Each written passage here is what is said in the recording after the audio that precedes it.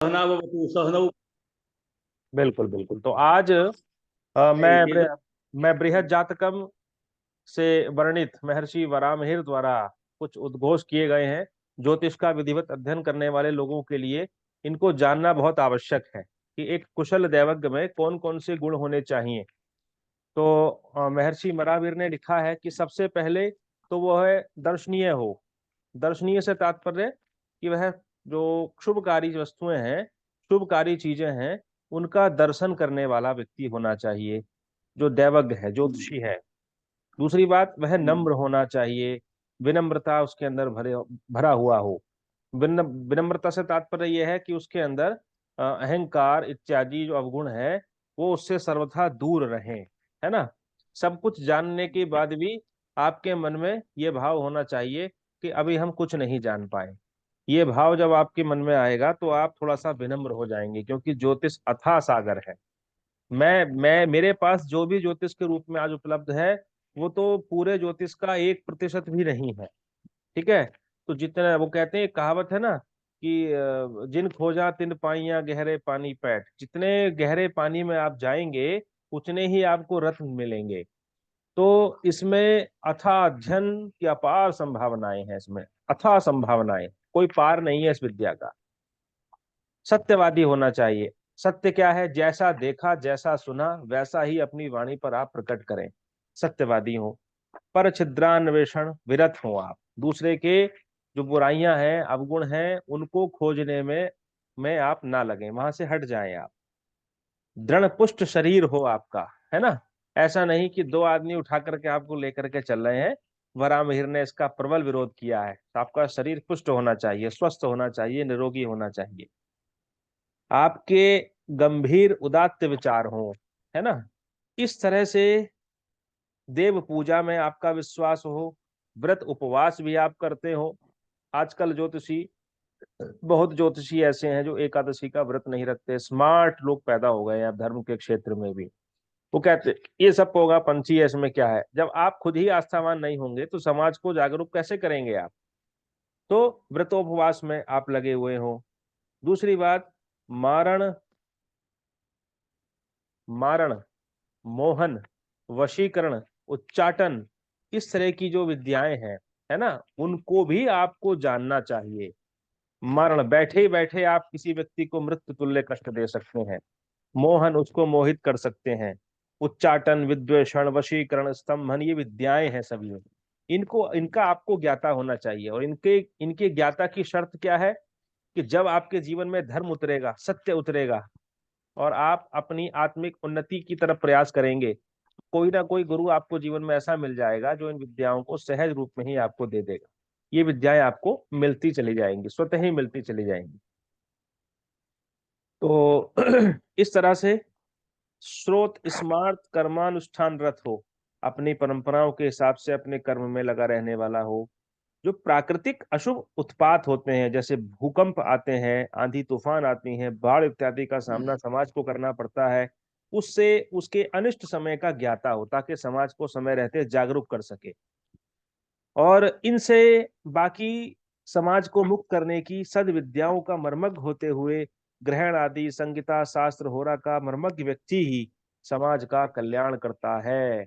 ऐसा महर्षि वराहमिहिर जो है, जो बृहद जातकम के बड़ा और बृहद संगीता के जो ग्रंथकार हैं, उन ये उनका वचन है अपना। और महर्षि वराहमिहिर हमारे ज्योतिष शास्त्र की जो परंपरा रही है, उसके जो 18 प्रणेता आचार्य रहे हैं, उनमें से एक है महर्षि वराहमिहिर। तो इस कोट के साथ मैंने अपने आज के सत्र का शुभारंभ किया है। अब मैं अपनी विषय वस्तु की ओर बढ़ रहा हूँ। अब तक हमने धूम आदि 5 अप्रकाशक उपग्रहों का गणना करने की प्रक्रिया को हमने सीखा था। आज मैं सविस्तार इन सभी के फल फल कथन का, ये सत्र है आज का आधारित। संपूर्ण फल कथन हम किस तरह से करते हैं। धूम है, व्यतिपात, परिधि, इंद्रचाप और केतु, ये 5 अप्रकाशक उपग्रहों की गणना हम सीख चुके हैं भली भांति। तो आज हम सीख रहे हैं कि इनका फल कथन कैसे करना है। आपको मैं आपको सविस्तार समझाऊंगा, एक एक पॉइंट को लेकर के चलूंगा। और उम्मीद करता हूं कि आप बहुत भली भांति एक एक शब्द को, विषय वस्तु को आप ध्यान पूर्वक समझेंगे। देखिए ये श्लोक मैंने लिखा है, सूर्येन्दुलग्नगेष्वेषु वंशायुर्ज्ञान नाशनम इति धूमादिदोषाणाम स्थिति पद्मासुनोदिता। ये महर्षि पाराशर जी का तृतीय अध्याय का 65वां श्लोक है, जो आप स्क्रीन पर देख पा रहे हैं। इस श्लोक का अर्थ है कि सूर्य इंदु, इसका मतलब है सूर्य धन इंदु। इंदु कहते हैं चंद्रमा को। तो सूर्य, इंदु और लग्नो, लग्न के श्वेशु, लग्नों में, सूर्य में, इंदु में और लग्न में अगर इन 5 अप्रकाशक उपग्रहों का प्रभाव हो तो वंश आयुर ज्ञान नाशनम, क्रमशः वंश का नाश होता है, आयु का नाश होता है और ज्ञान का नाश होता है। इति धूम आदि दोषाणाम स्थिति ही पद्मासन उदिता। ये जो धूम आदि उपग्रहों के दोषों की स्थिति कही है, ये किसने कही है? पद्मासन उदिता, जो पद्म पर बैठे रहते हैं। पद्म कहते हैं कमल को, जो कमल पर बैठे रहते हैं पद्मासन लगा करके, है ना। ऐसे कौन है? ऐसे ब्रह्मा जी हैं। तो ये ब्रह्मा जी ने कहा, क्योंकि सारा ज्ञान तो भगवान ब्रह्मा जी से ही तो प्रकट होता आता चला जा रहा है। भगवान ब्रह्मा जी ने नारद जी को दिया, नारद जी ने धीरे धीरे वो परंपरा जो है वो महर्षि पराशर जी तक पहुंची है। तो अगर 5 उपग्रहों का प्रभाव सूर्य पर हो, इंदु पर हो, लग्न पर हो, इन तीनों में अगर हो, है ना, तो कहते हैं कि वंश का नाश होता है। माने अगर सूर्य पर प्रभाव बन जाए अधिकाधिक उपग्रहों का, तो वंश का नाश होता है, संतान पर कष्ट आता है। इंदु कहते हैं चंद्रमा पर प्रभाव पड़े इन अप्रकाशक ग्रहों का, तो आयु का नाश होता है। आयु से तात्पर्य है यहाँ पर शरीर पर कष्ट आते हैं या मृत्यु तुल्य कष्ट मिल जाता है। मृत्यु मृत्यु नहीं होती तो मृत्यु तुल्य कष्ट मिल जाता है। और लग्न पर प्रभाव अगर व्यक्ति के हो इन 5 प्रकाशक उपग्रहों का, तो ज्ञान का नाश होता है। ज्ञान के नाश से तात्पर्य यह है कि उसको विद्याएं नहीं मिलती, शिक्षा उसकी अधूरी रह जाती है, इत्यादि जो विषय शिक्षा से संबंधित है, ज्ञान से विषय, उसके ज्ञान का विकास उसके जीवन में नहीं हो पाता। तो ये 5 उपग्रहों की स्थिति का प्रभाव महर्षि पराशर जी ने लिखा है। इसके बाद मैं चलता हूं। अब देखिए, इसी को जो एक ग्रंथ है फल दीपिका, उसके ग्रंथकार हैं मंत्रेश्वर जी। उन्होंने लिखा है, उन्होंने भी लिखा है इन 5 उपग्रहों का प्रभाव। कैसे लिखा है कि धूमे संततम उष्णम स्यादग्निर्भोति मनोव्यथा व्यतिपाते मृग भयम चतुष्पान मरणम तुवा। वो कहते हैं धूम का प्रभाव अगर हो तो उष्णम, उष्णता प्रकट होती है, स्याद अग्निर्भीति, अग्नि का भय होता है, मनोव्यथा, मन में व्यथा मिलती है। ये किसका प्रभाव है? धूम का प्रभाव है। इसके बाद व्यतिपाते मृग भयम चतुष्पान मरणम तुवा।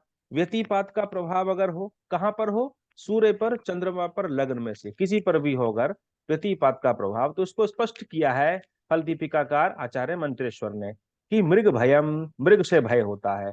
मृग मतलब जो सींग वाले जानवर हैं, चौपाए हैं, उनसे भय होता है, उनसे कष्ट मिलता है, उनसे वो लोग चोट दे सकते हैं, अथवा कुछ भी संभव है। चतुष्पान मरणम तुवा, और मरण भी संभव हो जाता है कभी कभी। तो मैंने आपको अपना प्रसंग भी सुनाया था व्यतिपात का। परिवेशे जले भीरु, परिवेश का प्रभाव हो सूर्य पर, चंद्रमा पर, लग्न पर, तो जल से भीरु, जल से भय पैदा होता है। जल रोगस्य बंधनम, जल के रोग भी हो जाते हैं, जल से संबंधित रोग जो आजकल मॉडर्न साइंस कहती है पानी से होने वाली बीमारियां। और बंधनम, बंधन, बंधन से तात्पर्य कारावास भी है, कोर्ट कचहरी के मुकदमे भी हैं ये। इंद्र चापे शिलाघात है, क्षतम शंखम चपी च्युति, है ना। तो इंद्र चाप का प्रभाव हो तो उससे क्या होता है? शिलाघात होता है। शिलाघात, शिला किसको कहते हैं? शिला कहते हैं पत्थर को, ठीक है। तो पत्थर से चोट इत्यादि व्यक्ति के लग जाती है। और क्षतम क्षम क्षम अपि च्युति ही, च्युत हो जाता है, वो गिर जाता है, कहीं सवारी से क्षत होकर के गिर जाता है, किसी वाहन से गिर जाता है, पेड़ से गिर जाता है। आगे लिखा है केतो पतन घात घात्याद्यम कारणाशो अनशन अशनिर्भयम एते यद भाव सहितास्तदशायाम फलम वदेत। केतु से क्या होता है? पतन होता है, घात होता है, व्यक्ति गिर जाता है, चोट लग जाती है।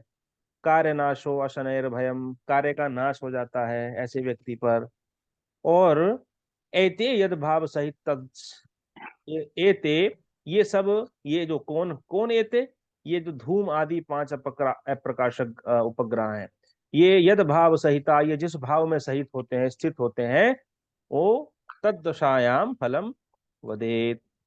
तो तद दशायाम मतलब हुआ कि उनकी दशा में उनका फल कहना चाहिए, कि ये पांचों प्रकाशक ग्रह जिस भाव में स्थित हो, उस भाव के जो अधिपति हो, जब उनकी दशा चले तब इनका फल कहना चाहिए। ऐसे नहीं कि केवल जन्म पत्रिका देखी और आपने इस व्यक्ति का फल जातक को बता दिया, उस देखें कि उसकी दशा कब आ रही है। तो ये जो पांच प्रकाशक ग्रह बैठे हैं जिस भाव में, उनके अधिपति की दशा कब आ रही है, तब उस व्यक्ति को आप सचेत करिए। आगे, अब ये उपकेतु के फल हैं, ये भाव के अनुसार उन्होंने लिखे हैं महर्षि आचार्य मंत्रेश्वर जी ने। अल्पायु कुमुख है, पराक्रम गुणो दुखी च नष्टात्मज है, प्रत्यक्षोभितो विशीर्गम मदनो दुर्मार्ग मृत्युम गतः, धर्मादि प्रतिकूलताटन रुचिर लाभान्वितो दोषवा, नित्येवं क्रमशो विलग्न भावनात् केतुः फलम कीर्तयेत्। केतु का फल कीर्तित करना चाहिए, बताना चाहिए। कैसा बताना चाहिए? फल भाव के अनुसार बताना चाहिए क्रमशः। देखिए, अल्पायु, एक शब्द में लिख दिया, अल्पायु हो कब? अगर उपकेतु लग्न में बैठा हो। ये भाव के अनुरूप एक एक फल है, हर भाव के अनुरूप। अगर उपकेतु का प्रभाव लग्न में बन रहा है तो उसके अधिपति की दशा में व्यक्ति की मृत्यु हो सकती है, अथवा मृत्यु तुल्य कष्ट हो सकता है। कुमुख है, द्वितीय भाव में हो अगर उपकेतु, तो कुमुख, कु माने बुरा, मुख माने मुख, खराब मुख हो जाता है उसका। मुख में जो कहते हैं दाने इत्यादि, या कोई ऐसी त्वचा संबंधित रोग हो जाए कि मुख की जो स्थिति है वो खराब हो जाए, है ना। तो ये द्वितीय भाव में स्थित उपकेतु का फल बताया है मंत्रेश्वर जी ने। पराक्रम अवगुणों, पराक्रम गुणों, पराक्रम के गुण से संपन्न हो कब? अगर उपकेतु तृतीय भाव में हो। तृतीय भाव को हम सहज भाव या पराक्रम भाव भी कहते हैं, विक्रम भाव भी कहा गया है। तो यहाँ पर आकर के उपकेतु अपना अच्छा फल देते हैं, है ना। अगर तृतीय भाव में बैठ जाए तो व्यक्ति और अधिक पराक्रमी हो जाता है। कभी कभी जीवन में दुस्साहसपूर्ण निर्णय लेने के लिए भी वो आगे आने लगता है, रिस्क लेने लगता है जीवन में अपने। दुखी, दुखी कब हो? अगर चतुर्थ भाव में बैठ जाए। चतुर्थ भाव का को हम सुख भाव भी कहते हैं। तो सुख भाव का अपोजिट परिणाम उस व्यक्ति को मिलता है कब? अगर चतुर्थ भाव में उपकेतु उपस्थित हो जाए। नष्ट आत्मज है, आत्मज किसको कहते हैं? अपनी आत्मा से जय माने जो जन्म लिया है पुत्र या पुत्री को, वो नष्ट हो जाए। नष्ट से मतलब उनको बीमार रोगी रोगी हो जाएं, अथवा वो आपसे दूर चले जाएं किसी कारणवश। तो नष्ट का मतलब केवल मरण तुल्य नष्ट से ही नहीं समझना चाहिए आपको। आगे क्या लिखा है? प्रत्यक्षोभितो, ये थोड़ा सा व्याकरणिक त्रुटि इसमें हो गई है। प्रति अक्षभितो मतलब प्रति कहते हैं शत्रु को, शत्रु के सम्मुख उसको जो है पीड़ा मिल जाए उसको। विशीरम मदनो, मदन, मदन कहते हैं कामदेव को। ये भी माने, हाँ, ये कुछ शब्द मेरे ख्याल से लेखनी में त्रुटि हो गई है लिखने में उसको। तो मदन से संबंधित, काम भाव से संबंधित उसके जीवन में जो पुंसत्व की है वो कमी उसमें आने लगती है कब? अगर कहाँ बैठ जाए? सप्तम भाव में उपकेतु हो जाए तो व्यक्ति के। दुर्मार्ग मृत्युम गतः, दुर्मार्ग से, बुरे मार्ग से मृत्यु को गतः माने चला जाए, प्राप्त हो जाए। कब? अगर अष्टम भाव में उपकेतु बैठ जाए तो ऐसे व्यक्ति की अकाल मृत्यु होने की संभावनाएं होती हैं। संबंधित भाव के अधिपति की दशा में ही कहना है इसको। तद दशायाम फलम मदेत, कहा ना मंत्रेश्वर जी ने कि उसके स्वामी की, अधिपति की दशा में ही फल कहना चाहिए, अन्यथा नहीं। आगे क्या लिखा है? धर्मादि प्रतिकूल ताटन रुचिर लाभान्वितो दोषवा, धर्म से प्रतिकूलता होने लगती है, धर्म में उसका विश्वास नहीं रहता, कोई रुचि नहीं रहती, कोई उसको लाभ भी नहीं मिलता, है ना। रुचिर लाभान्वितो दोषवा, ये अलग हो गया। ये हो गया ताटन, ये भी शब्द गलत है यहाँ पर। घूमने फिरने में रुचि उसके हो जाती है कब? अगर वो दशम भाव में हो जाए, उपकेतु का प्रभाव। और लाभान्वितो, लाभ से युक्त हो जाए कब? अगर उपकेतु लाभ भाव में बैठ जाए, यानी एकादश भाव में। और दोष वा, उसको दोष मिल जाता है, दोषवान हो जाता है, कमियां आने लगती हैं। कब? अगर केतु का प्रभाव 12वें द्वादश भाव में हो जाए। तो नित्य एवं क्रमशः, इनका प्रभाव नित्य से क्रमशः, ऐसे ही कहना चाहिए, हर भाव के अनुराग वे लग्न भवनात्मक केतु हो फलम कीर्ति है। तो ये उपकेतु का फल कहा गया है। अगले श्लोक में वो कहते हैं मंत्रेश्वर जी कि लोके प्रसिद्धम यद्रष्ट तदेवेन्द्र धनु स्मृतम केतुश्च धूम केतु स्याल्लोकोपद्रवकारकः। लोक में उपद्रव के कारक होते हैं। कौन होते हैं? धूम केतु। केतु और धूम केतु एक ही चीज कहा है मंत्रेश्वर जी ने।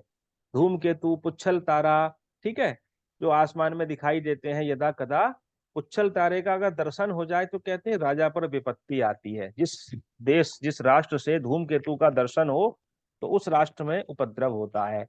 तो अमेरिका के वो राष्ट्रपति थे, क्या नाम था उनका, जॉन अब्राहम लिंकन। उनकी उनका जो है मर्डर हुआ था, है ना। तो मृत्यु से 3 दिन पहले उनको स्वप्न आया कि कुछ लोग हैं उनको लेकर के चले गए हैं और उनको लिटा दिया गया है, उनकी डेड बॉडी रखी हुई है, हत्या उनकी हो गई है। ये स्वप्न उनको 3 दिन पहले, उनको, उन्होंने अपनी डायरी में उसको नोट किया था। उनके जो खास परिचित लोग थे उनको बताया उन्होंने कि ऐसे ऐसे मुझको स्वप्न हुआ है। तो 3 दिन के बाद क्या हुआ था, भरे उसमें दरबार में कुछ लोगों ने उनकी गोली मारकर हत्या कर दी थी। शायद अब्राहम लिंकन ही थे, कंफ्यूज हो रहा हूँ, संभवतः अब्राहम लिंकन ही थे। तो बाद में कहते हैं कि अमेरिका में उस समय धूमकेतु देखा गया था। जो उस समय के एस्ट्रोलॉजर्स थे वहां अमेरिका के रहने वाले, उन्होंने इसको छापा भी था न्यूज़पेपर में कि भाई ये दर्शन जो है ठीक नहीं कहा जाता। तो कहते हैं राजा पर विपत्ति आती है। जो राजा से तात्पर्य है प्रधानमंत्री, राष्ट्रपति, अब तो राजा नहीं होते। तो जिस समय ये ग्रंथ लिखा गया था उस समय तो राजतंत्र था, लोकतंत्र नहीं था किसी भी राष्ट्र में, तो राजतंत्र चलता था। तो उसके हिसाब से हमको लेना चाहिए। तो लोके प्रसिद्धम यदृष्ट तद इंद्रधनु स्मृतम। लोक में प्रसिद्ध जो देखा जाता है इंद्रधनुष। आसमान में जब बारिश हो जाती है, दोपहर में वर्षा समाप्त हो जाए तो उसके बाद में 7 रंग का हमको इंद्रधनुष दिखाई देता है, रेनबो। तो वही वास्तव में इंद्रचाप है। चाप किसको कहते हैं? चाप, गणित में चाप लगाते हैं ना, प्रकार से ऐसे करके यूं करके चाप लगाते हैं। तो इंद्रधनुष भी कुछ कुछ ऐसा ही दिखाई देता है, धनुष की तरह। धनुष और चाप एक ही शब्द के पर्याय हैं। तो वो इंद्रधनुष और इंद्रचाप, उसको आप एक ही समझें। तो कभी कभी दिखाई देते हैं। अप्रकाशक का मतलब ये नहीं है कि वो अप्रकाशक ग्रह, इसलिए कहा गया इनको कि जैसे सूर्य चंद्र तो नियमित दिखाई देते हैं, उनका कभी प्रकाश का अभाव नहीं होता। लेकिन ये जो 5 अप्रकाशक उपग्रह हैं, ये बहुत कभी कभी साल में कभी दिखाई दे गए। तो इनका दिखाई देना ही जो है केतुश्च धूमकेतु। और केतु कौन है? वो 5वां उपग्रह उपकेतु जिसको आप कह रहे हो, वही धूमकेतु है, पुच्छल तारा है। तो श्याल लोक द्रव कारक, उलोक में उपद्रव के कारक कहे गए हैं ये दोनों के दोनों, इंद्रधनुष भी और आपका धूमकेतु भी। तो ये मंत्रेश्वर जी ने लिखा है और अधिक विस्तार से। तो गुरु जी, ये, इंद्रधनुष तो कई बार देखा है हमने। हाँ, अभी टॉपिक पूरा होने दीजिए, आगे बढ़ते चले जाते हैं जल्दी जल्दी, क्योंकि सामग्री बहुत है। कुछ कहना चाह रहे हैं, खास बात है तो आप बताएं। ये आप जो श्लोक देख रहे हैं इस समय, स्पष्ट दिखाई दे रहे हैं आपको, साफ सुथरा?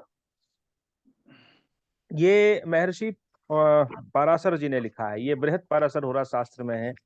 ये जो है धूम का प्रभाव 12 भावों में किस प्रकार होता है, बड़े विस्तार से जो है पराशर जी ने लिखा है इसको, 26वें अध्याय में लिखा है। ठीक है, क्या कहते हैं वो? शूरो विमल नेत्रांश है सुसप्तः निग्रहण कला मूर्तिस्थे धूम संज्ञे गाढ़ रोषो नरः सदा। अगर ये जो 2 पंक्तियां लिखी है ना, ये लिखी हैं लग्न भाव के लिए। मूर्तिस्थे, यदि मूर्ति कहते हैं प्रथम भाव को, प्रथम भाव को लग्न भाव भी कहा जाता है और प्रथम भाव को मूर्ति का भाव भी कहा जाता है।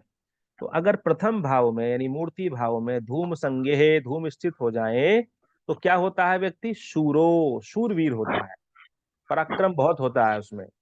विमल अंश है, सुंदर सुंदर उसके नेत्र होते हैं। सुस्तब्धहा, निर्घृण है। निग्रहण माने घृणा जैसे निकल जाए व्यक्ति के अंदर से, यानी कि निर्दयी हो जाए व्यक्ति। खला है, थोड़ा दुष्ट प्रकृति का भी होता है। गाढ़ रोषो नरः सदा, है ना, ऐसा व्यक्ति थोड़ा सा क्रोधी टाइप का होता है, रोष बहुत होता है उसके अंदर। नरः सदा, नर माने आदमी, व्यक्ति, मनुष्य, सदा माने हमेशा, ये गुण उसके अंदर पाए जाते हैं। कब? अगर धूम की स्थिति लग्न में हो तो। ठीक है। अब द्वितीय भाव का फल लिखा उन्होंने, दूसरे भाव में अगर धूम हो तो क्या फल मिलता है? रोगी धनी तू हीनांगो राज्य प्रहत मानस, धूमे द्वितीय संप्राप्ते मंद प्रज्ञो नपुंसकः। रोगी हो जाता है व्यक्ति, रोग लग जाते हैं, किंतु धनी धनी भी होता है ना। हीन आंगो, अंग से हीन हो जाता है, कोई अंग कट जाता है मतलब विकलांग हो जाता है। उसके बाद राज्या अपहृत मानसः, राज्य से अपहृत हो जाता है, अपमान उसका हो जाता है, मन को कष्ट पहुंचता है, ऐसे मन वाला। उसके बाद धूमे द्वितीय संप्राप्ते, यदि धूम द्वितीय भाव में स्थित हो जाए, संप्राप्त हो जाए, तो मंद प्रज्ञो नपुंसकः, मंद प्रज्ञा हो जाती है उसकी, प्रज्ञा माने बुद्धि, उसकी बुद्धि मंद हो जाती है और वो नपुंसक हो जाता है। ठीक है। ये द्वितीय भाव के धूम का फल उन्होंने बताया है पाराशर जी ने। तृतीय भाव में हो तो क्या मिलता है? मतिमान शौर्य संपन्न इष्ट चित्त प्रियम वदः।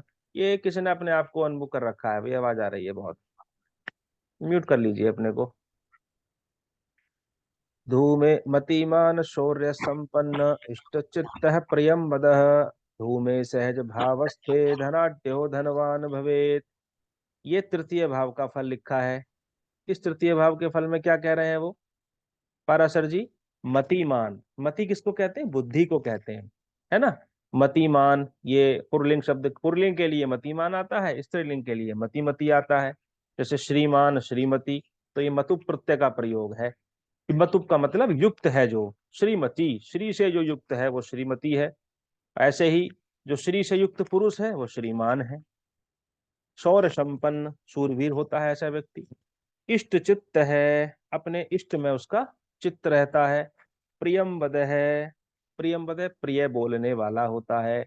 धूमे सहज भावस्थे, अगर धूम सहज भाव में हो, तीसरे भाव में हो, तो धनाढ्यो धनवान भवेत, तो धन से युक्त होता है और धनवान भी होता है। अब देखिए, समझने वाली बात यह है कि अगर धूम का प्रभाव सूर्य से हो, सूर्य के जहां पर सूर्य बैठे हैं उसी भाव में धूम की स्थिति हो जाए, तो क्या कहा उन्होंने? वंशायुर ज्ञान नाशनम, तो वंश का नाश होगा। अगर धूम बैठ जाए सूर्य के साथ तो वंश का नाश, ये फल आपको कहना है। लेकिन अगर सूर्य के अतिरिक्त वो ऐसे भाव में बैठा है जहां पर सूर्य नहीं है, तो आपको इन इन फलों का आपको संकेत उस व्यक्ति को करना है। ठीक है। तो ये तृतीय भाव के धूम के फल लिखे हैं इन्होंने, धनाढ्यो धनवान हो जाता है। तो तृतीय भाव के फल अगर आप देखेंगे धूम में तो बुरे नहीं है, अच्छे फल हैं। केवल ये अप्रकाशक ग्रह कब बुरे बन जाते हैं? जब इनका संबंध सूर्य से हो जाए, अथवा चंद्र से हो जाए, अथवा लग्न से हो जाए, तब इनका कुफल मिलता है, अन्यथा कहीं कहीं ये अच्छी स्थिति भी दे जाते हैं। ठीक है। चतुर्थ भाव में हो तो क्या फल मिलता है? कलत्रांग परित्यक्तो नित्यम मनसी दुखितः, धूमे चतुर्थ संप्राप्ते सर्वशास्त्र चिंतक। कलत्रांग परित्यक्तो, स्त्री, कलत्र कहते हैं स्त्री को, पत्नी को, पत्नी के अंग का परित्यक्त हो जाता है, पत्नी उसको त्याग देती है। नित्यम मनसी दुखितः, और नित्य माने हमेशा मन से दुखी रहने लगता है फिर वो व्यक्ति। अब जब दुखी रहने लगता है तो क्या करता है फिर वो? धूमे चतुर्थे संप्राप्ते सर्वशास्त्र चिंतक है, शास्त्रार्थ, शास्त्रार्थ चिंतक है। जब आदमी पत्नी से त्यागा हुआ हो तो फिर वो शास्त्रों की शरण में जाता है। ठीक है, शास्त्रों का चिंतन करता है फिर वो, क्योंकि उस सारी उसकी जो ऊर्जा है वो शास्त्र चिंतन में लगती है। तो यहाँ पर धूम चतुर्थ भाव में हो तो कुछ फल नेगेटिव है तो कुछ फल पॉजिटिव है ना, इस तरह से। पांचवें भाव में हो तो क्या मिलता है? स्वल्पापत्य धनैर्हीनो धूमे पंचम संस्थिते, गुरुता सर्वभक्षम च सुहन सुहिर्न मंत्र विवर्जितः। स्वल्प अपत्य, अपत्य भी किसको कहते हैं? संतान को कहा जाता है। स्वल्प माने थोड़ी होती है उसके संतान। धनैर्हीनो, धन से हीन होता है। धूमे पंचम संस्थिते, अगर धूम की स्थिति कहाँ हो जाए? पंचम में स्थित हो जाए तो। ठीक है। गुरुता सर्वभक्षम। गुरुता, गुरुता मतलब उसमें गुरुता बड़प्पन हो जाता है, थोड़ा सा अहंकार उसमें आ जाता है। और सर्वभक्षम, सब कुछ खाने वाला होता है, सब कुछ भक्षण कर लेता है, शाकाहारी भी होता है और वो मांसाहारी भी होता है, दोनों भाव उसके अंदर होते हैं। और आगे क्या लिखा है, सुहृद मंत्र विवर्जित।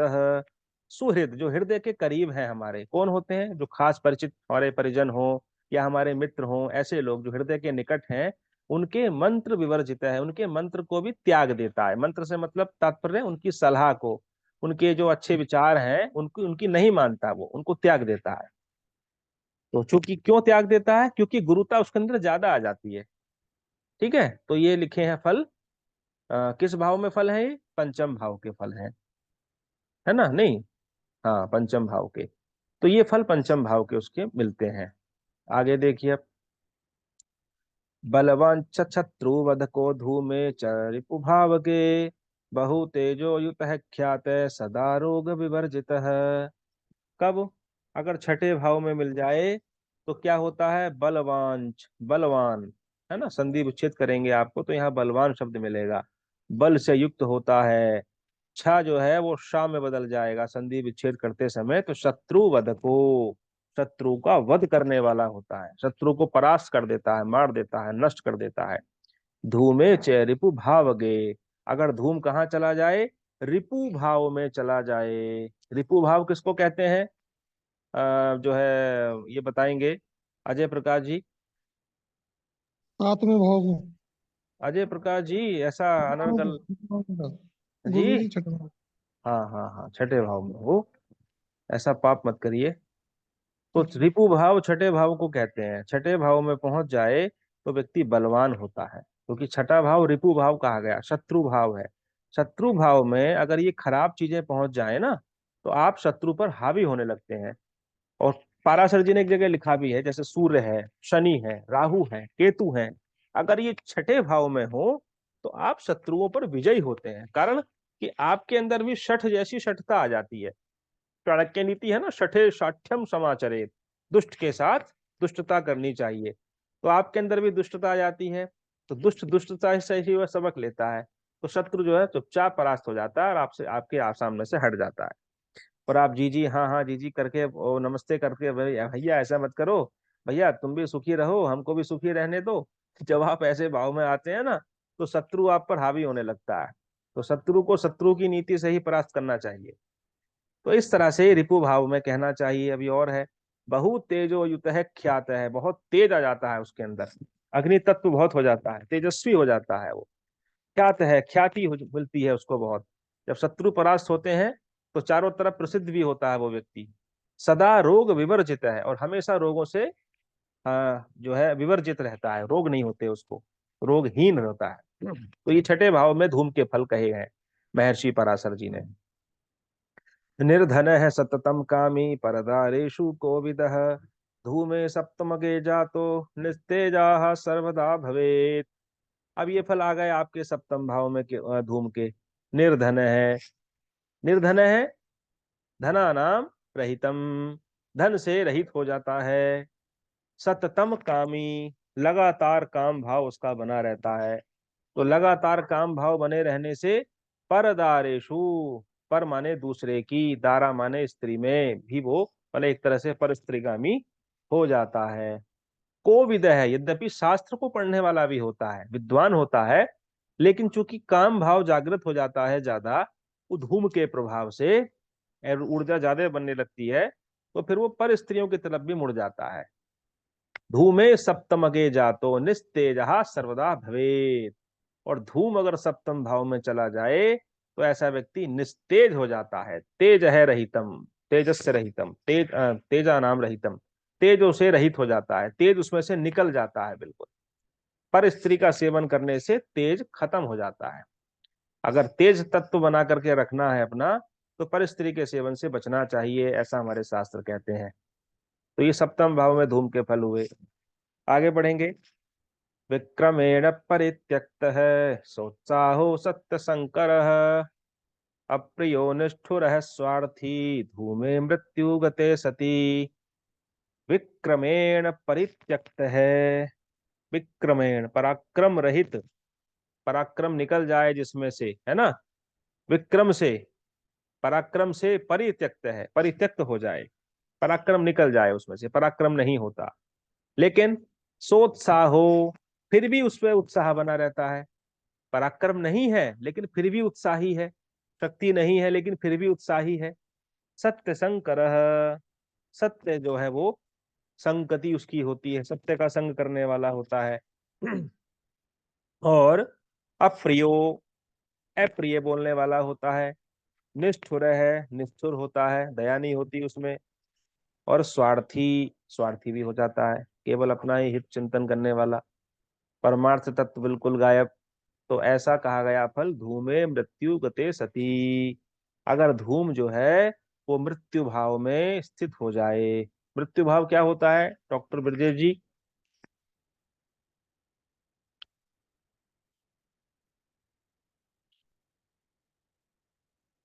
अमित जी आप बताएं।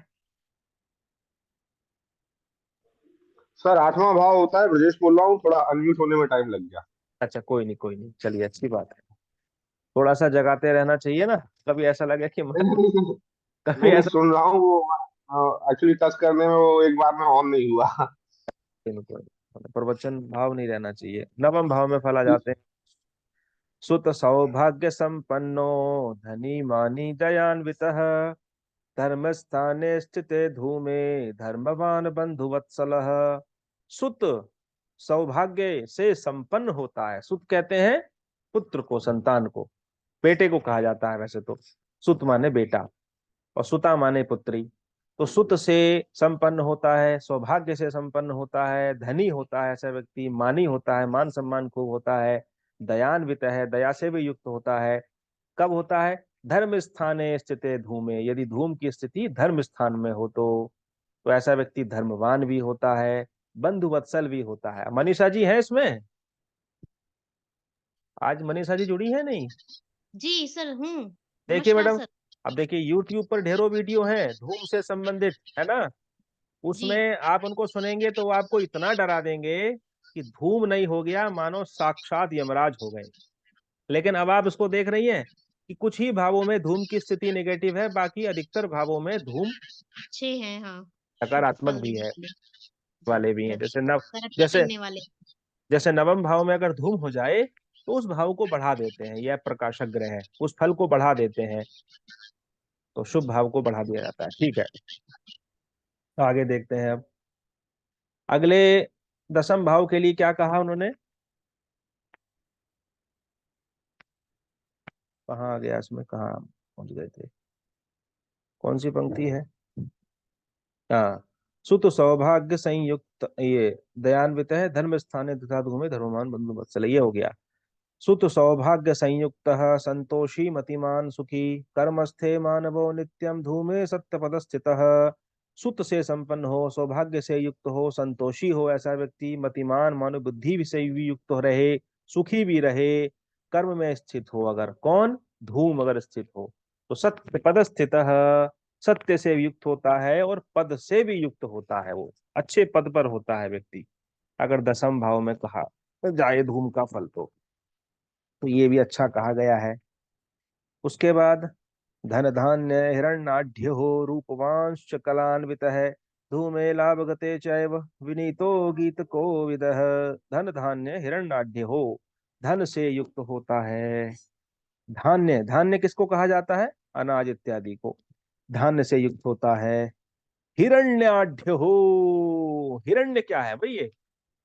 हमारे बीच में आज गिरिजा शंकर शुक्ल जी नहीं दिखाई दे रहे हैं, आज वो जुड़े नहीं है, अच्छे विद्वान व्यक्ति हैं।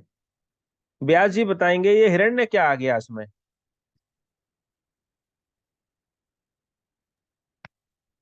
तो जी हेलो। व्यास जी, हाँ जी व्यास जी। सोना सोना गोल्ड। हाँ, सोना सोना गोल्ड, ओल्ड इज गोल्ड के हिरण्य हाँ से ऋग उसमें सूक्त मिलता है, वेदों में श्री सूक्त के नाम से, है ना। उसमें हाँ पहली पहली ही ऋचा है जो वो हिरण्य, हिरण। हाँ, लक्ष्मी, लक्ष्मी के लिए, स्वर्ण के लिए आया है। वो कहते हैं वेदों ने, ऋषियों ने उद्घोष किया श्री सूक्त के माध्यम से कि ओम हिरण्यवर्णाम हरिणीम स्वर्ण रजतस्रजाम चंद्राम हिरण्यमयीम लक्ष्मीम जाता वेदो में आवह। वो कह रहे हैं कि हिरण्यवर्णाम वर्णीम, हिरण्य से युक्त, सोने से युक्त होकर के, है ना, हिरण्य वर्णाम वर्णीम स्वर्ण रजत स्रजाम, स्वर्ण रजत स्रजाम, हिरण्य के भांति जो चमकने वाली हैं, स्वर्ण की भांति जो चमकती हैं, जिनका तेज है, ऐसी लक्ष्मी मेरे घर में आओ, स्वर्ण से युक्त होकर के आओ, रजत से युक्त होकर के आओ और मेरे घर में आप स्थिर हो जाओ।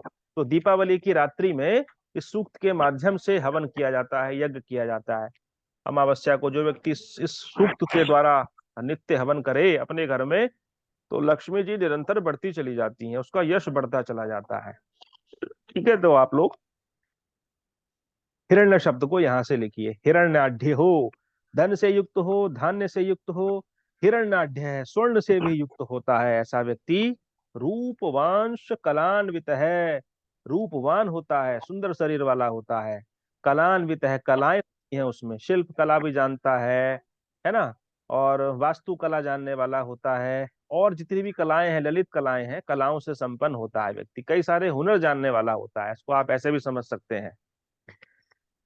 और आगे लिखा है धूमे लाभ गते चैव विनीतो गीत कोविद है। अगर धूम लाभ भाव में चला जाए तो ऐसा व्यक्ति विनीत हो जाता है, विनम्र हो जाता है। और गीत कोविद है, गीत माने संगीत के शास्त्र को जानने वाला होता है, संगीतज्ञ होता है ऐसा व्यक्ति। तो लाभ भाव में जो धूम की स्थिति है वो बड़ी ही अच्छी कही गई है, ये है।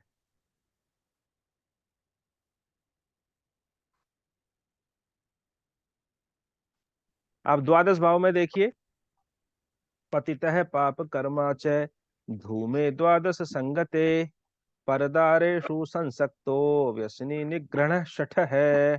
पतित हो जाता है, वो गिर जाता है अपने कर्मों से, जो कर्म उसको करने चाहिए वो कर्म नहीं करता। पाप कर्मा, पाप कर्मों को करने वाला हो जाता है। धूमे द्वादश संगते, यदि धूम द्वादश भाव की संगति में आ जाए तो, द्वादश भाव में स्थित हो जाए तो।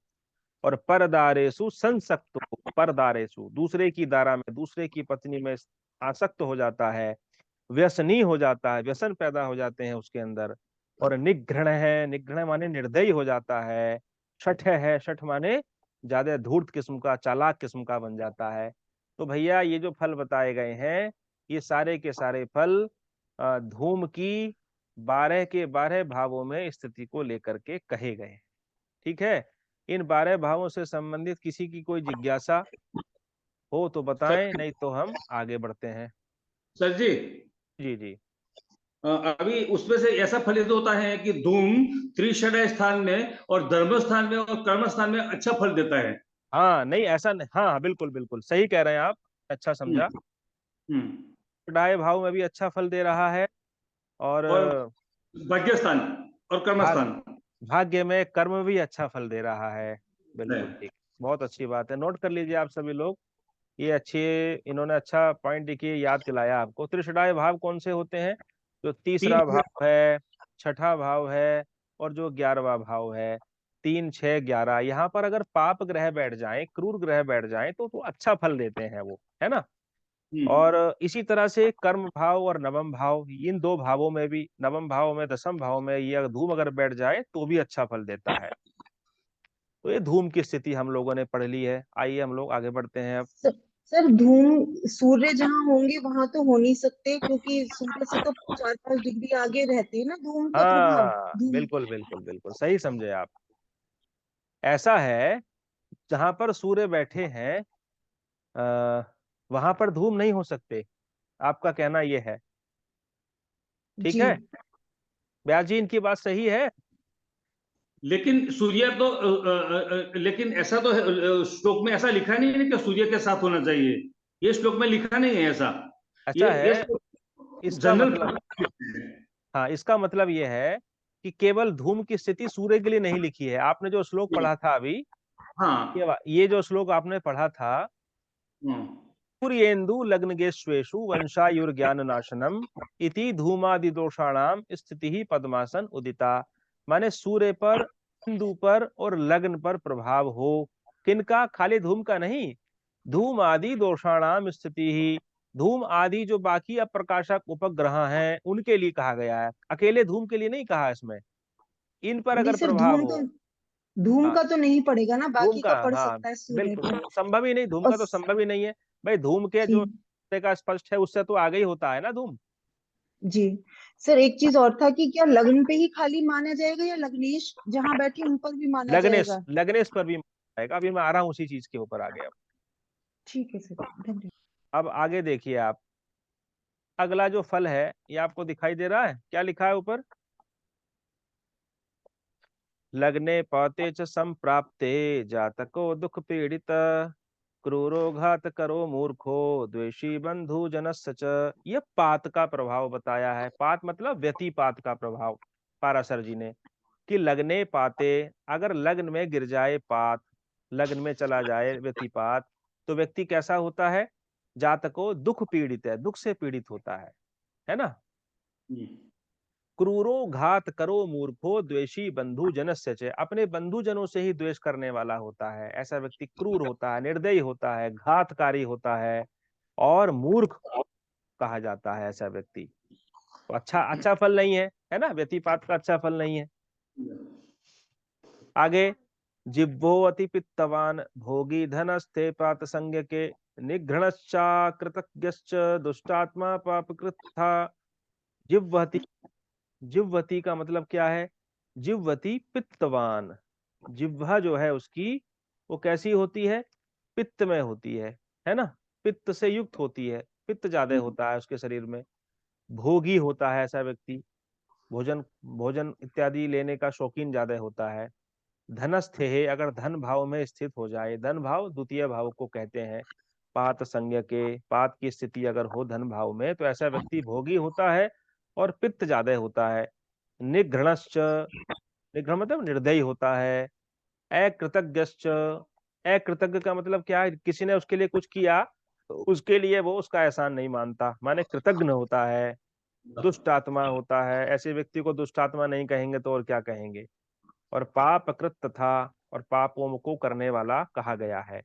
तो द्वितीय भाव का फल भी अच्छा नहीं है। तृतीय भाव में लिखा है, स्थिर प्रज्ञो रणीदाता धनाढ्यो राजवल्लभ संप्राप्ते सहजे पाते सेनाधीशो भवे नरः। स्थिर प्रज्ञो, उसकी बुद्धि जो है प्रज्ञा, वो स्थिर प्रकृति की होती है, वो डावाडोल नहीं रहता। रणीदाता, रणी माने रण में, युद्ध में, दाता माने देने वाला होता है, ऋणी होता है, योद्धा होता है, वो रण में चला जाए डरता नहीं। दाता मतलब देने वाला, दान प्रकृति उसकी अच्छी होती है, भरपूर दान करता है, वो दानवीर होता है ये कहा जाए एक शब्द में तो। धनाढ्य हो, धन से युक्त होता है। अब देखिए, धन से युक्त होगा तभी तो दान करेगा, जब धन ही नहीं होगा तो दान कहाँ से करेगा। राज वल्लभ, और राजा का वल्लभ होता है, राजा का प्रिय होता है, राजा उसको सम्मान देता है। राजा की सेना में हो सकता है, सेनापति बन जाए, मंत्री बन जाए, है ना। तो राज वल्लभ के कई सारे अर्थ हैं। और सम प्राप्ते सहजे पाते सेनाधीशो भवे न रहे, सम प्राप्त हो, सहज पाते, पात गिर जाए अगर, तो ऐसा व्यक्ति सेनाधीशो, सेना का अधीश बन जाता है, सेनापति हो जाता है। आ गया नहीं आ गया इसमें? सेनापति बन जाता है। भवे न रहा, हो जाता है, भवे भवेत न रहा, नर माने आदमी। ये हो गया तृतीय भाव का फल। बंधव्याधि समायुक्त सुत सौभाग्य वर्जित, चतुर्थ गो यदा पातस्तदा स्यान्न मनुजस्य च। बंधु व्याधि समायुक्त, बंध, बंध किसको कहते हैं? बंधन, बंधु नहीं है, ऊ की मात्रा नहीं है यहाँ पर, ये बंधन है, कारागार इत्यादि का बंधन, कोर्ट कचहरी का बंधन। व्याधि, व्याधि किसको कहते हैं? एक आधि होता है, एक व्याधि होता है। कुछ शारीरिक रोग होते हैं, कुछ मानसिक रोग होते हैं, है ना। तो ये व्याधि है, सारे शारीरिक कष्ट। मानसिक कष्ट हो तो उसको आधि कहा जाता है, तो आधि व्याधि दो शब्द हैं। समायुक्त है, युक्त हो जाए सम्यक प्रकार से इनसे, तो ऐसा व्यक्ति कौन? अगर पात गिर जाए कौन से भाव में? चतुर्थ भाव में, तो सुत सौभाग्य वर्जित है, ना सुत हो उसके, ना संतान हो, ना सौभाग्य हो, इन सबसे वर्जित रहे। चतुर्थ गो यदा पात सदा श्यान मनुजश्च सह, चतुर्थ में चला जाए यदि पात, तो ये लक्षण उसको मिल जाते हैं। आप लोग नोट भी कर रहे हैं या खाली मेरा प्रवचन सुन रहे हैं? अजय प्रकाश जी, अमित कुमार जी, मोनिका जी। ढंग से सुन रहे थे। जी सर। नोट कर रहे हैं अभी। जी सर, नोट कर रहे हैं। अच्छा, मुझे तो ऐसा लग रहा है जैसे चुपचाप नींद लग गई हो कभी। नहीं सर, अनुष्टुप। नींद नहीं लग गई, इतना आनंद आ रहा है सुनने में अच्छा कि अच्छा, आनंद में बस थोड़ा सा निद्रा को कंट्रोल रखना है ना, निद्रा भी आ जाती है अनुष्टुप छंद को नहीं नहीं सुनते सर, निद्रा सुनते। नहीं आ रही है, इतना इंटरेस्टिंग है कि निद्रा आ ही नहीं सकती है। अच्छा चलिए, अच्छी बात है। तो पढ़िए जो मैंने पढ़ा अभी, अमित जी आप ही पढ़िए। सर मेरी संस्कृत पारुल जी आप और पढ़िए। मैं। जी सर। बंध व्याधि समायुक्तः सुत सौभाग्यवर्जितः चतुर्थगो यदा पातः तदा स्यान् मनुजस्य सः। ये जो श्लोक लिखे हैं ना, श्लोक संस्कृत जी में, श्लोक जी मतलब अनुष्टुप छंद होता है, अनुष्टुप छंद को ही हम श्लोक कहते हैं। ठीक है। जी जैसे आपका दुर्गा सप्तशती ग्रंथ है, वो संपूर्ण अनुष्टुप छंद में ही लिखा हुआ है, कुछ कुछ छंद भी हैं उसमें और, लेकिन अधिकांश उसमें अनुष्टुप छंद हैं। तो इस श्लोक का मतलब अनुष्टुप छंद है, और अनुष्टुप छंद का जो वाचन है वो इसी तरह से होता है जैसे मैं आपके लिए कर रहा हूँ, है ना। जैसे वो है ना, आप जब कवच पाठ करते हैं दुर्गा सप्तशती में, कि अस्ति गुह्यतमं विप्र सर्वभूतोपकारकम दिव्यास्तु कवचम पुण्यम तच्छृणुष्व महामुने, ऐसा है ना। ब्रह्मोवाच प्रथमं शैलपुत्री च द्वितीयं ब्रह्मचारिणी तृतीयं चंद्र घंटेति कूष्मांडेति चतुर्थकम, ऐसे करके जो पढ़ते हैं अनुष्टुप छंद में दुर्गा सप्तशती का पाठ का वाचन करना चाहिए, तभी उसका फल मिलता है। अन्यथा हिंदी पढ़ लेंगे तो उससे आपको कोई फल मिलने वाला नहीं है। तो दुर्गा सप्तशती का जो पाठ वाचन है वो अनुष्टुप छंद में है, ये भी अनुष्टुप छंद है जो मैं आपके सामने पढ़ रहा हूँ, इनका वाचन इसी तरह से किया जाता है। शार्दूल विक्रीडित छंद होता है, संस्कृत में बहुत सारे छंद होते हैं। ठीक है, तो ये गुरु है। जी एक प्रश्न है। हाँ जी।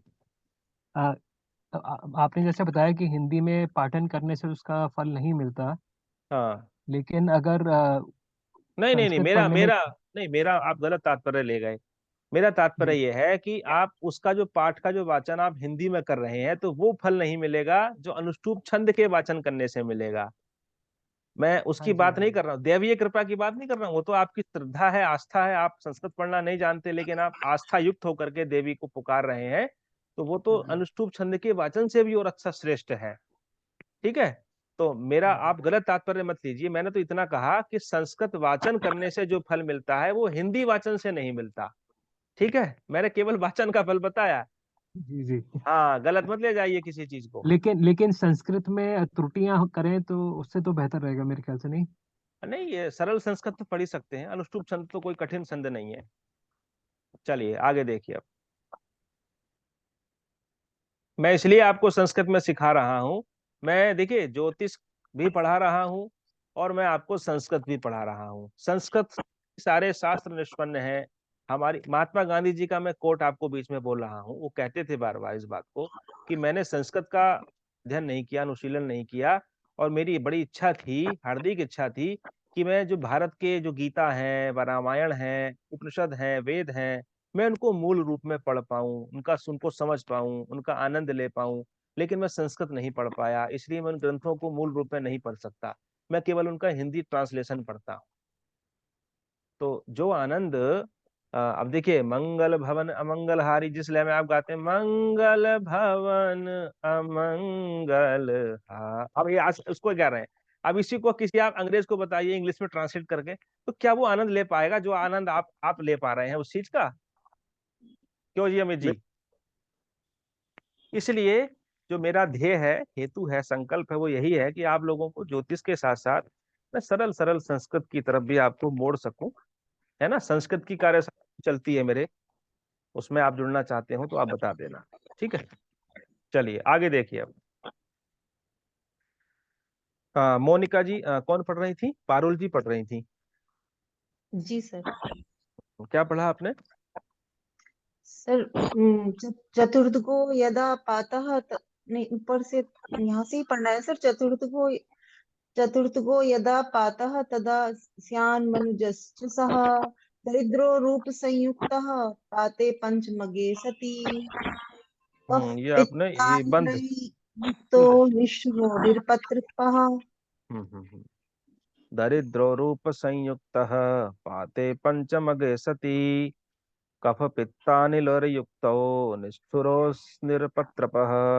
दरिद्रो, दरिद्र होता है ऐसा व्यक्ति, रूप से संयुक्त होता है, रूप उसका अच्छा होता है, रूपवान होता है।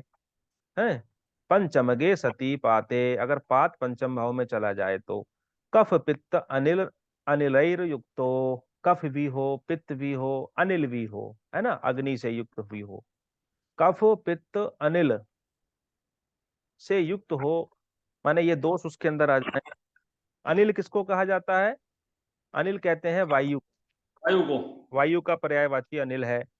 तो आयुर्वेद में तीन दोषः त्रियः दोषः भवन्ति ना, कि कफ दोषः, पित्त दोषः, वायु दोषः। वायु दोषः मतलब अनिल दोषः। तो वात, पित्त और कफ, ये त्रियः दोषः भवन्ति आयुर्वेद शास्त्रे, इनसे संबंधित रोगाः भवन्ति, रोग भी हो जाते हैं। ऐसे ही व्यक्ति को निष्ठुरो, निष्ठुर होता है, और निरपत्रपः, निरपत्र, पत्रप से निकल जाए वो, है ना, लज्जा से निकल जाए ऐसा व्यक्ति, तो उसको निरपत्रप भी कहा जाता है। तो ऐसा लक्षण किसके लिए है ये? अगर वो कहाँ हो तो पंचमगे, पंचम में पहुंच जाए। अगर कौन पहुंच जाए पंचम में, ये बताएंगे प्रेमलता जी, ये किसके लक्षण हैं?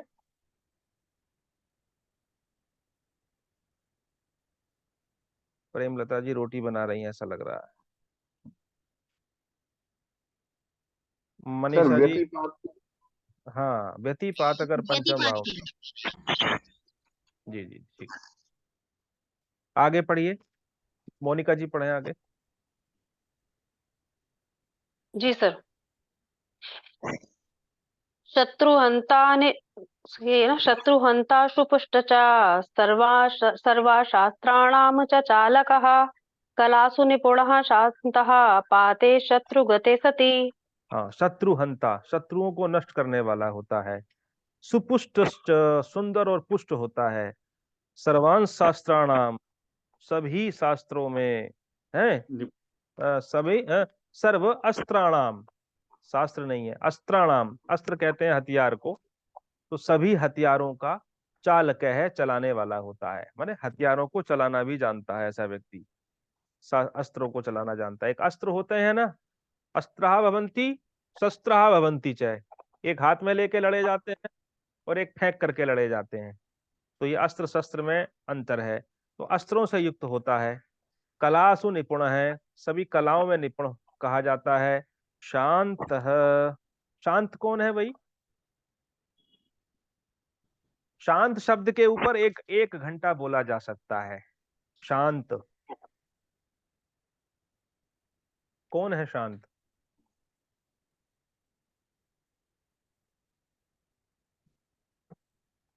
अंत में, जो अंत के सहित है, स अंत है।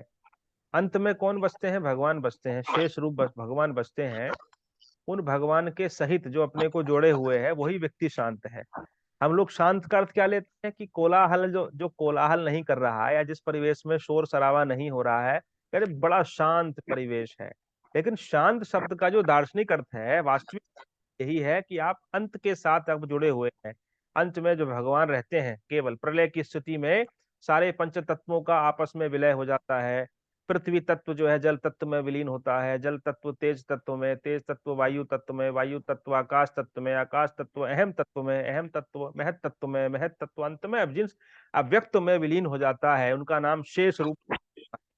संत में शेष वही बचते हैं, समस्त प्रकृति नष्ट सब उन्हीं में विलीन हो जाती है। इसलिए गणित में उस शेष शब्द को भी हमने ऐसे का ऐसे ही अपना लिया है ना। कहते काटने के बाद में जो बच जाए, भाग में जब भाग करते हैं गणित में, तो काटने के बाद जो बच जाए उसको हम शेष कहते हैं। तो गणित में एक एक शब्द का अपना अर्थ है, हर शब्द के पीछे की एक दार्शनिक है, एक व्याख्या है अपनी एक। तो अंत के जो साथ है वही शांत है, तो यानी धार्मिक भी कहा जाता है ऐसा व्यक्ति।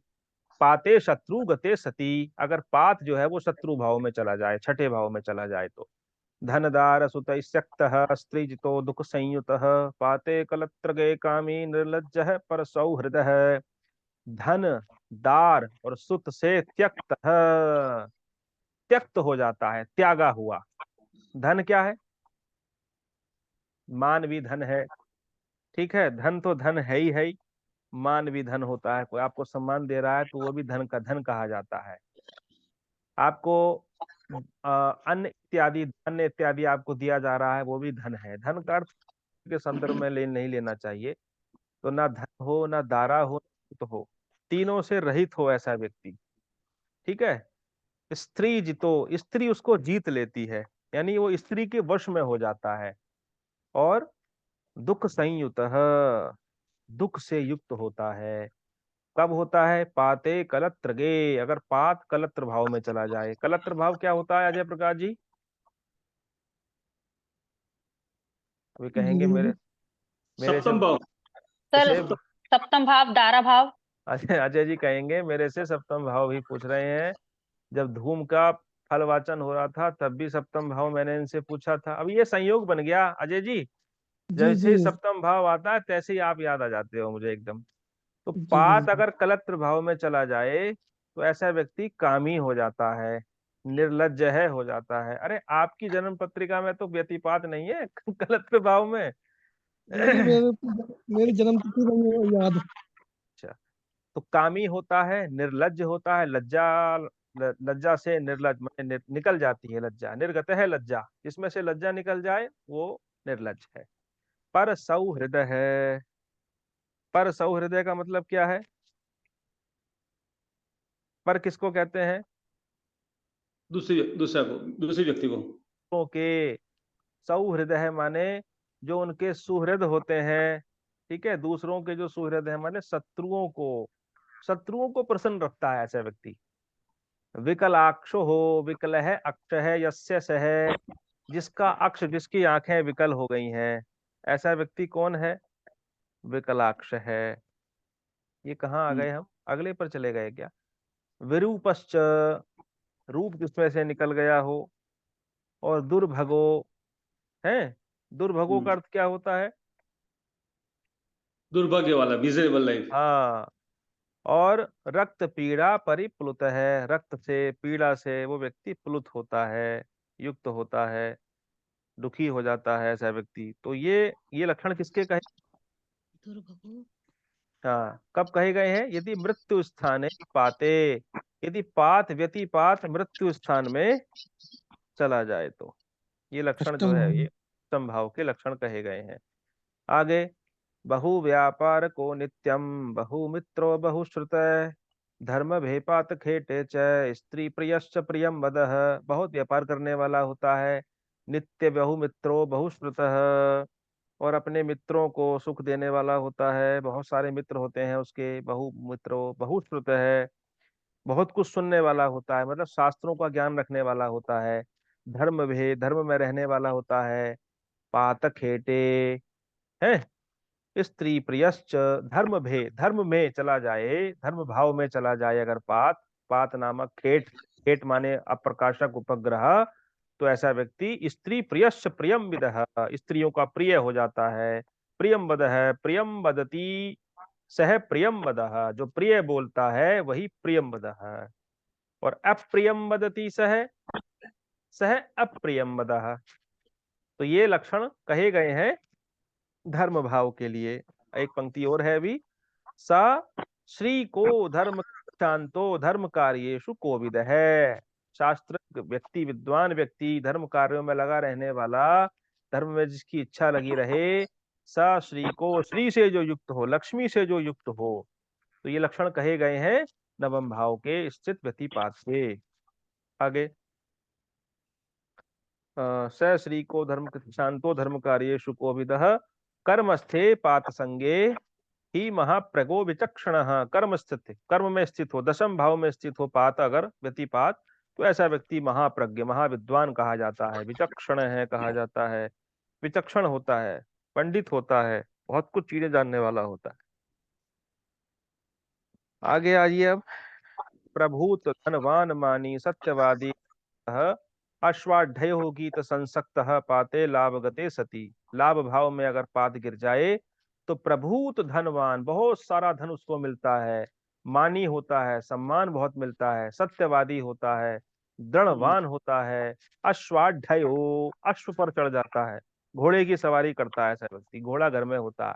अब देखिए अश्व, आजकल तो अश्व कोई पालता नहीं, तो आज के संदर्भ में इसका अर्थ क्या लेना चाहिए? वाहन से लेना चाहिए। ऑडी में घूमता है वो व्यक्ति, ठीक है।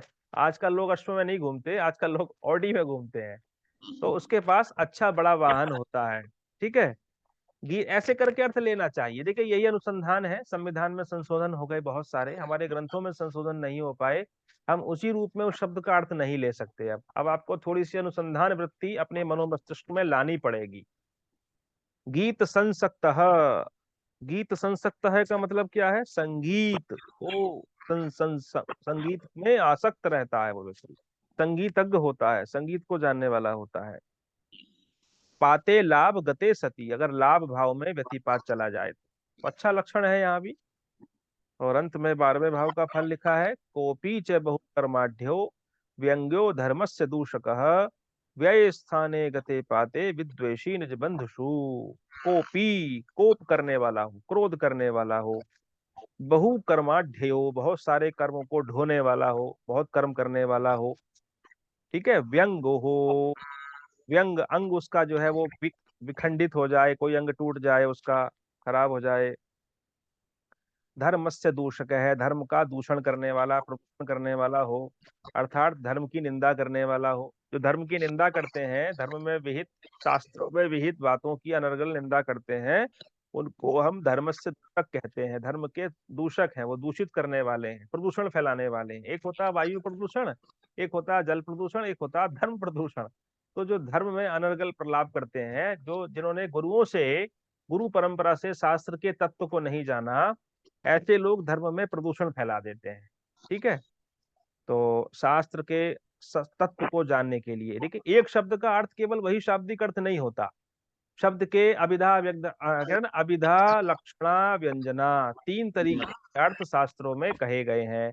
तो अभिधा लक्षणा व्यंजना, क्या संकेतार्थ है उसका, कहाँ अर्थ प्रयुक्त हो रहा है, ऐसे करके हमको जो है शब्द का अर्थ समझना चाहिए। जैसे वो एक श्लोक मिलता है ना, एक श्लोक है कि क्या है वो, पांडवा हर्ष निर्भरा, पांडवा हर्ष निर्भरा, हाँ, केशवम पतितम दृष्ट्वा, केशवम पतितम दृष्ट्वा पांडवा हर्ष निर्भरा, और रोदंती सर्वे कौरवा, हा हा केशव केशव केशव केशव। ये एक श्लोक है। अब इसका आप देखिए शाब्दिक अर्थ अगर आप निकालेंगे तो क्या निकलेगा? केशवम पतितम दृष्ट्वा, केशव को पतित हुआ देखकर पांडवा हर्ष निर्भरा, पांडव हर्ष, और रोदंती सर्वे कौरवा, कौरव रोने लगे, हा हा केशव केशव केशव, हाय केशव हाय केशव हाय केशव। तो क्या ऐसा संभव है कि केशव गिर जाएं, कृष्ण गिर जाएं और पांडव खुश हो जाएं और कौरव रोने लगे कि हाय केशव हाय केशव? बताइए मुझे आप। हमारे ग्रंथों के साथ यही तो हुआ है। शब्द का अर्थ कुछ और था और हमने अपनी बुद्धि से, कौन सी बुद्धि से? प्रदूषित बुद्धि से उसका अर्थ अपने संदर्भ में। अब इसको आप तोड़ेंगे ना शब्द को, तो केशवम, के कहते हैं जल में, सप्तमी विभक्ति का प्रयोग है यहाँ पर। के माने जल में, केशवम एक शब्द नहीं है, 2 शब्द है अलग अलग। बस क्या हुआ होगा, एक साथ मिला दिया होगा किसी दुष्ट प्रवृत्ति के व्यक्ति ने।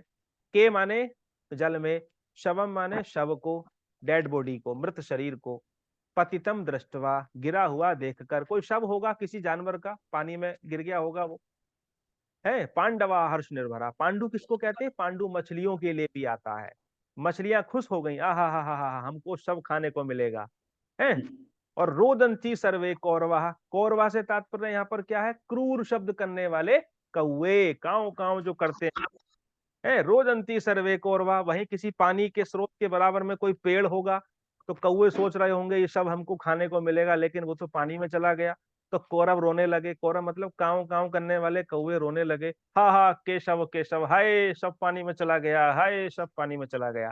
तो ऐसे करके अभिधा लक्षणा व्यंजना से शास्त्रों के अर्थ को हमको समझना चाहिए। अंतिम श्लोक रह गया है, इसको बता करके मैं आज का सेशन समाप्त करता हूँ। 9 बज चुके हैं, 9:04 हो गए हैं। देखिए अभी केवल धूम और व्यतिपात के प्रभावों का फलित हमने किया है। कोपी च बहुकर्माढ्यो व्यंगो धर्मस्य दूषक व्यय स्थाने गते पाते विद्वेषी निज बंधुषु। अपने बंधुओं से द्वेष करने वाला ऐसा व्यक्ति होता है। द्वादश भाव में केतु के फल भी अच्छे नहीं कहे गए हैं।